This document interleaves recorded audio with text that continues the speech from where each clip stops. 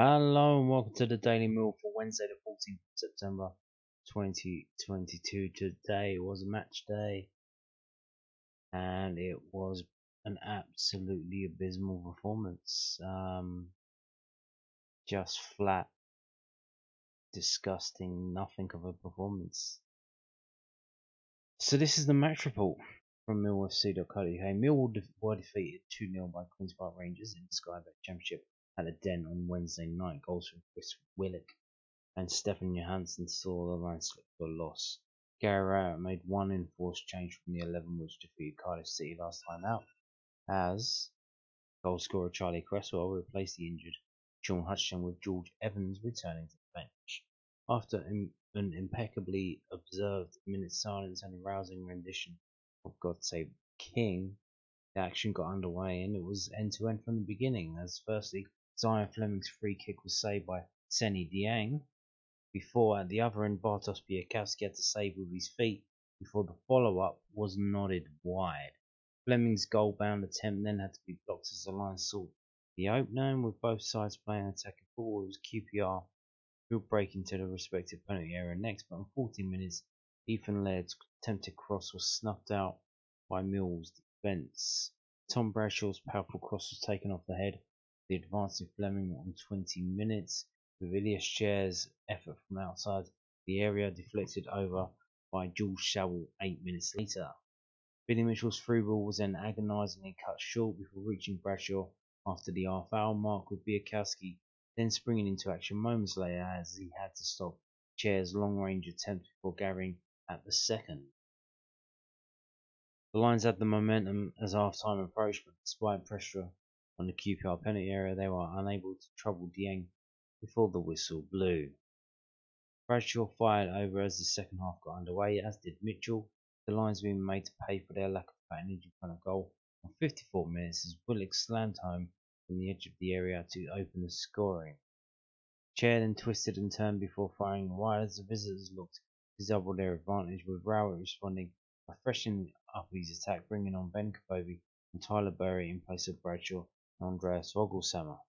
Callum Stiles' cross was glanced by Kapobi with 68 minutes on the clock, but 4 minutes later the Lions were caught cold as a quick corner routine was finished off by a strike of Johansson.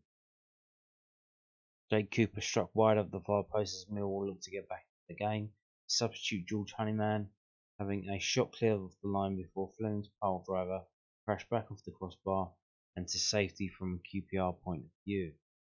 Berry then headed at Dieng as time began to run out. With no further goal action, the Lions were defeated. And the Millwall team was Białkowski, Cresswell, Cooper, Wallace, Mitchell, Saville, Stiles, Shackleton, Vogelsammer, Fleming and Bradshaw. Honeyman came on for Saville in the 78th minute. Malone came on for Stiles in the 78th minute. And Tyler Berry came on for Vogelsammer on the 62nd minute. And Afobe came on for Bradshaw in the 61st minute. And the unused substitutes were Long, McNamara and Evans. And that abysmal performance was played in front of a crowd of 13,384 fans. 1,961 of them were QPR fans. So, moving on to londonnewsonline.co.uk. Millwall players beat QPR. Gary Rowett has challenged his side to step up following Tuesday night's disappointing 2-0 defeat against Quenns Park Rangers at Den. Second half goals from Callum Willock and Stefan Johansson were enough to condemn the Lions to their fourth defeat in 5 matches. But Rowett was adamant that there was not much between the two sides and bemoaned Millwall's inability to make the most of their good moments. The Lions boss said it was really disappointing simply because I didn't think there was massive amounts in the game. First half our build-up play was good, we just needed to add a few more incisive forward passes. At times, when we did go forward, we got into good areas, but at other times, we just kept going backwards and got a little bit bogged down. But I wasn't overly displeased with some of the play first half. Certainly we warned the players at half time because there was a couple of opportunities QPR had around the edge of the box. We warned them about Chair, and Willock. We spoke about it all week, but they're very good in those areas. The first goal comes from exactly that. We've got a really good shape, and then I think one of our players jumps out, they play around it, he takes a touch and puts it into the bottom corner. That first goal is very, very disappointing from our perspective. If I was disappointed with the first goal, then I watched the second goal back. I really don't know what we're doing. We do a lot of work at set pieces. I know for a fact that's not something we will work on. There's about 4 players not even looking at the ball. They just play a quick one around us very, very easily. And Johansson just drifts into the box and takes a touch inside the pitch and finishes it off. Again, as a manager, you're sitting there and it's quite disheartening to be 2-0 down at that point because I think they've had 2 shots in the second half and that was really it. We've then had some good moments ourselves and couldn't find that goal that makes it very interesting. But the Championship is a tough league. If you go a goal down, it makes it very, very difficult. If you go 2 goals down, 9 out of 10 times you're losing the game. That was a disappointment. The Lions have been one of the most defensively solid teams in the Championship for the majority of its tenure, but Millwall have looked uncharacteristically soft at the back this term and gave away 2 poor goals against Michael Bill's side. Rowett pulled them punches in the assessment after the match when he was asked what had changed. And he said, "It's difficult to pinpoint that, and I'm certainly not going to get into the exact details. Sometimes when you've knocked on the door of the top 6 for 3 seasons, and like I said, we lost players in the summer, we've got to take a gamble and see if we can step forward in a different way. The challenge with that is you don't want to lose some of the things you were very good at. That's the challenge. At the moment, we've had a little mix of not being quite resilient enough, not quite being creative enough. We need to find a better balance. It's as simple as that. Listen, that's what I get paid to do. I'm still the same manager that took us to the edge of the top 6. Now I've got to show a different side to make sure we start to climb the table again. Whatever shape you play, you've got to defend well and you've got to attack well. So if you're not defending well and you're not scoring goals, then you're hoping someone steps up with that little bit of confidence. That's why I've given the front 3 a little run. We showed some good signs against Burnley and Cardiff tonight. Perhaps we didn't show as many good signs, but you've got to give them that opportunity to go. I always felt today, if it was 0-0, that the likes of Bennett, Tyler and George Hammond coming on could give us that fresh energy. At the moment, we haven't scored enough goals. I've got to look at the way we're playing, but individuals also have to look at why that is. They've got to set up. I'm certainly ready to step up what I'm doing, and the players have to push forward and show that quality because I believe we've got more quality than we've shown. I can keep saying it, but if it keeps happening, then I'm just sounding like a madman at the front here, and I'm obviously talking a load of rubbish. Well, you said it, mate. Just complete rambling. He's talking about everything and anything. But you can see the last two paragraphs there.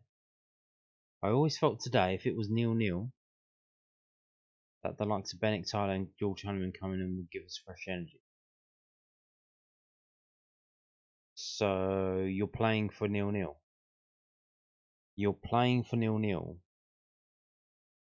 So that when you can bring the subs on, then you can go and win it.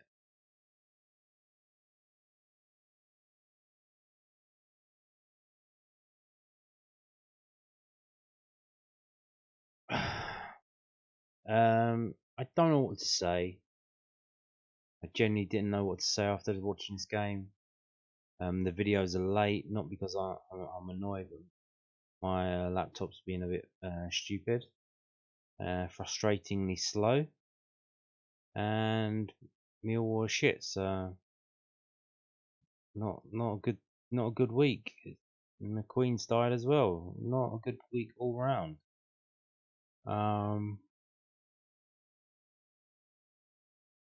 Yeah, so like I'm saying, I'm struggling to put into words what's happening here. So I left it to someone else. I found this online. It's Danny Baker. It's not everyone's cup of tea, but this is what he wrote. Back from the den, for only the second time in 6 decades, I left before the final whistle. A lot of people did. Millwall are a mess. A sophoric, directionless, inspiration-free mess. A non-team, playing rudderless, timid, unattractive football. Management seemed quite happy with that.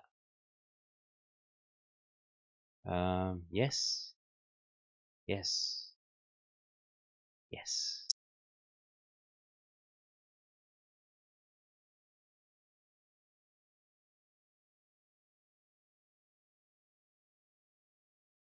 So, let's move on to some comments from Gary Rout. This is from somethingnews.co.uk News Den. This is how it's going to look from now on. This is their new website. Look, I've got to look at myself. Millwall boss admits attacking improvement is needed after QPR defeat. The Lions have failed to score in more than half of their championship games so far this season. Gary has admitted that something needs to change in the final third if Millwall are to turn around their poor run of form. The Lions fell to their fifth defeat of the season on Wednesday evening as London rivals QPR secured a 2-0 win at the Den. Last season, Garrett's men just lost 4 games at home, but they're already halfway to that tally, despite being only 9 matches into the championship campaign. Furthermore, their derby defeat means that they've now blanked in 4 of their last 5 outings, which has understandably left the Mill boss feeling concerned. We've certainly had some good chances, but we're not converting those chances into goals, he said after the game. I think the disappointment is that we've got the quality to do that, but we're not showing the quality enough in the games. We've seen it before. I've been here for 3 years now, and as a defensive unit, we've been miserly in terms of giving goals away. That's been a big hallmark of our formation and a big hallmark of how we play. But at the moment, we're conceding too many goals in most games. It's a dangerous position to be in. You're that type of team and you can't keep clean sheets. I think it's always a concern when you're not scoring goals and you're conceding goals, but I think we've had moments and opportunities that's the disappointing bit. We're getting into good positions. If you look at the game, I think we've got into just as many good positions as they have, if not more. They've made their 2 count, we haven't. That's just a bit quality in this championship that makes a difference. At the moment, we know we've lost quality in the summer. We've replaced that quality and we need to step it up and show it. Just talking about Jed Wallace there. We've got good players, but at the moment I don't think our performances have had enough consistency about them. To perform as well as we did against Cardiff to then almost waste it today is frustrating. It's hugely frustrating. As a manager, I've got to look at myself, I've got to look at the team I pick, I've got to look at the formation and see if I can make sure that we can do something to change that little run of inconsistency. Indeed.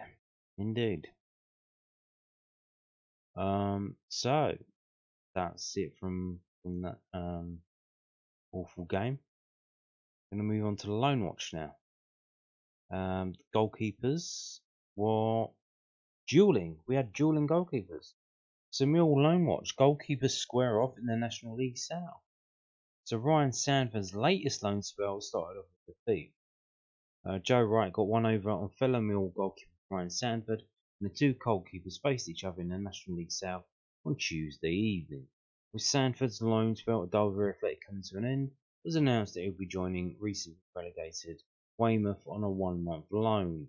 His first game for the Terrors was away to Bath City, who started right in goal at Twerton Park. The Romans ran out as 2-1 winners thanks to early goals from Alec Fletcher and Cody Cook, sending Jerry Gill's side up to 6 in the table. Weymouth, meanwhile, are sat rock bottom with no wins from their opening 8 league games. Elsewhere, 19-year-old defender Kamal Grant joined National League outfit Dagenham and Redbridge on a 1-month loan. He was thrown straight into the starting lineup away to pre-season title favourites Wrexham, picking up a yellow card in the 38th minute as the Daggers were beaten 4-1 at the race course ground. So there you go. And we're going to have a look at this. He saved a penalty. An incredible sequence of events as the Terrors on loan.